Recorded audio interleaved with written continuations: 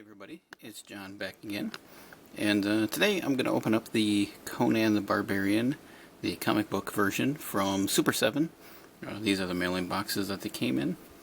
As you can see, it's got the Conan the Barbarian logo, and it came with this extra box that I almost lost because I opened up the box it came in, took this out, threw it in the recycling, didn't realize this was in there. It's got a nice little thank you from Super7. This is the bonus weapons. The only reason I found it is because our recycling bin was a little too full, and I needed to split it into two before I took it out to the trash. And I just happened to see sitting out of the corner that. I was like, oh, what is that? And I opened it up, and well, it was the bonus weapons. So I was awfully close to not getting them. Let's see. We got a little side panel. Up, and you can see they're pretty nicely detailed in colors right off the bat. That out. That's a pretty cool little box design. Got your Conan the Barbarian in his comic book coloring.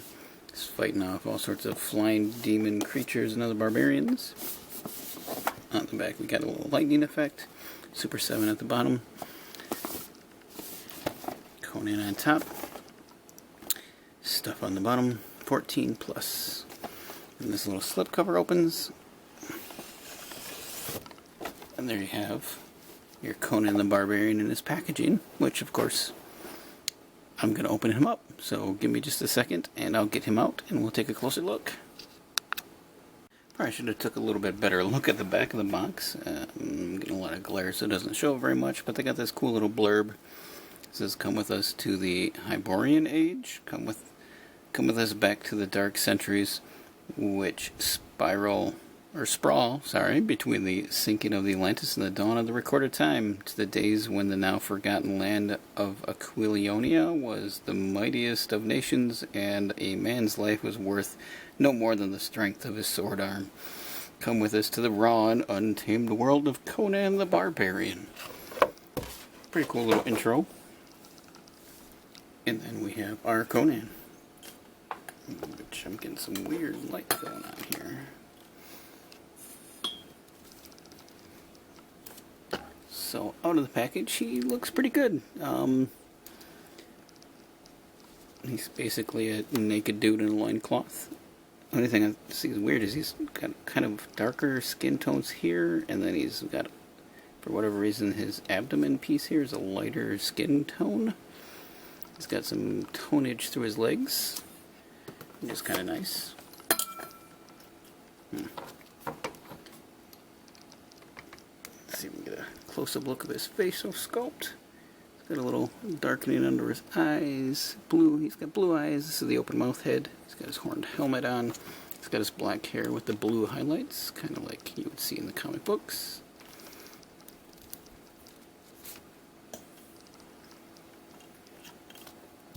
It's a little bit better. He comes with his necklace. He's got some golden adorned bracelets and gauntlets, or wristbands, I guess. His little loincloth. And then his really cool bare sandal feet, which are nicely sculpted. You can see his bare toeses. I'm going to keep banging my extra light here. He has a little dagger that just hangs onto his side. Maybe.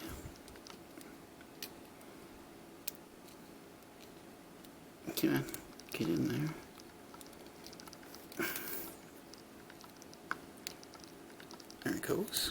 Hopefully that doesn't just disappear randomly one day. But he's on the Masters of the Universe Classics buck that we've seen many, many times. So you get a head and a little ball joint that rotates kind of a little bit, but not as good. Well, his hair gets in the way, I should say. But you get some little bit of side to side, some up and down, not a whole lot. You got a hinge and a rotation at his shoulders, which is pretty well done.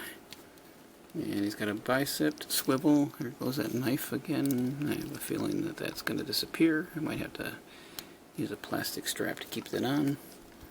Single joint at the elbow, wrists that are hinged and swivel, which is also pretty nice. You've got a ab crunch that goes back a little bit, forward a little bit, not a whole lot going on there. Swivel at his waist. Legs do go out pretty far. Forward not too bad. Back not a whole lot. There is a swivel at the upper thigh. Single jointed knee. He's got rockers on his feet and they're hinged. His feet are a little, well, his ankles are a little bit loose, but they're not too bad. I think they sit. He stands pretty good, so can't complain. Oh, well, maybe not. There we go. And then he has a bonus head of a more just relaxed face pose, which is really nicely sculpted. Again, with his wild hair and his little horn helmet on. And then he also has his sword right here. It's got a little bit of gold and silver on it. And then he's got a spear with some metal coiling going down the side. Pretty devastating looking weapon. And then, now because he was delayed, Super7 was nice enough to include with him bloodied versions of his weapons. So you got the same sword, but it's got a little red blood splatter on it. And the spear also has a blood splatter on it. Oh, I wish there was some way to sheath one of these weapons, because he's got too many that he can't use. There goes the knife again. Let's just see. Oh, went into his hand pretty easy. I'm not going to switch the heads out because I don't have anything warmed up right now to dip them in, and it's like 90-some degrees in here right now, and with these lights on, it's smoking hot. So this is based off of the comic book.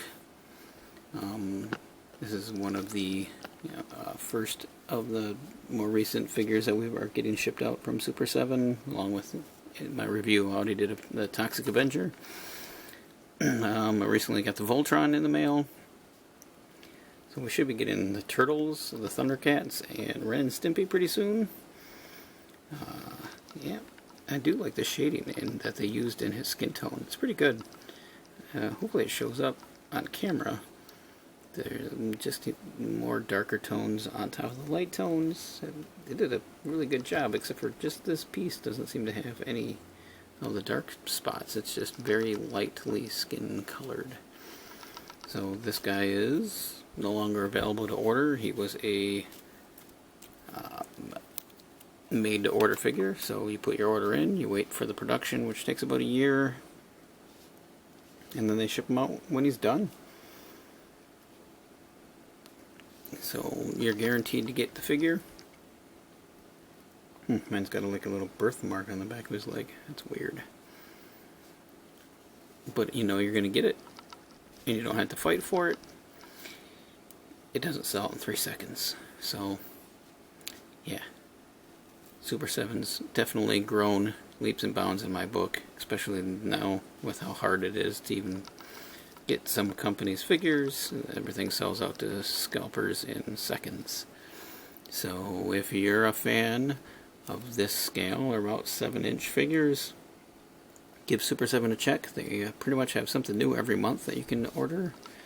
And it ranges from Turtles to New Japan Pro Wrestling to really weird and obscure little things that are a lot of fun. So, of course, the Thundercats are going to be big when we start getting them coming out in their waves.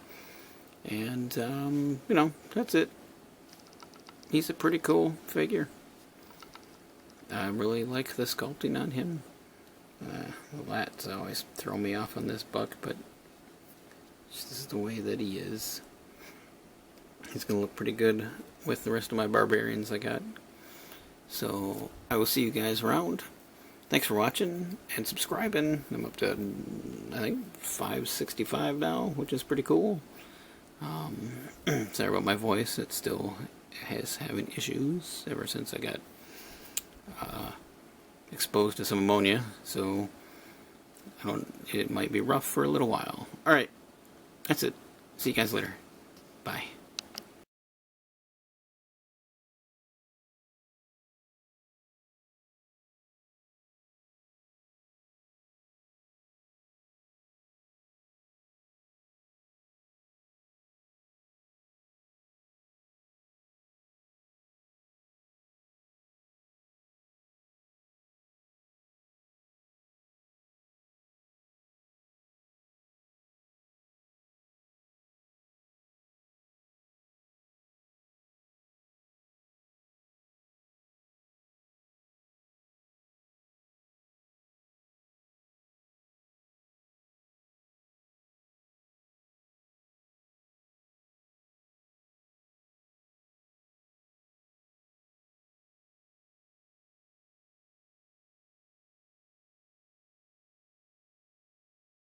Hi, I just want to say thank you one more time for checking out this video.